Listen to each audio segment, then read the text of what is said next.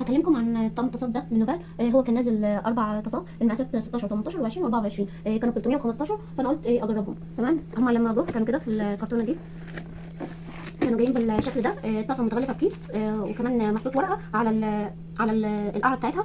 ده مقاس 18. تمام. باقي المقاسات انا لما جيت فتحتهم، اكتشفت كده دي مقاس 16.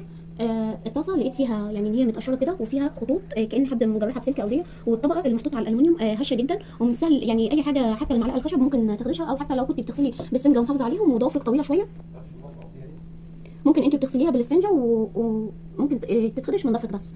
تمام. فانا يعني ما انصحش اي حد يشتري اي حاجه من شركه نوفال، لان انا برضو مجربه طقم حلل من شركه نوفال. بتتخدش من اي حاجه بسيطه، وكمان يعني الطبقه اللي فوق الالومنيوم رهيفه جدا جدا جدا، يعني اقل حاجه ممكن تخدشها. تمام. هو التانيين برضو كانوا جايين كده. ده المقاس الاكبر، دي اكبر حاجه اللي هو مقاس 24. تمام. وده المقاس اللي بعد كده اللي هو ده المقاس 20. تمام.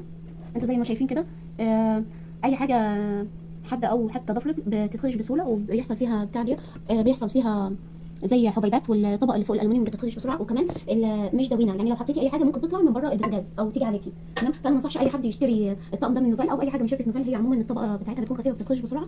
ولو عايزين بديل اقتصادي غير شركه نوفال، استنوني في الفيديو الجاي.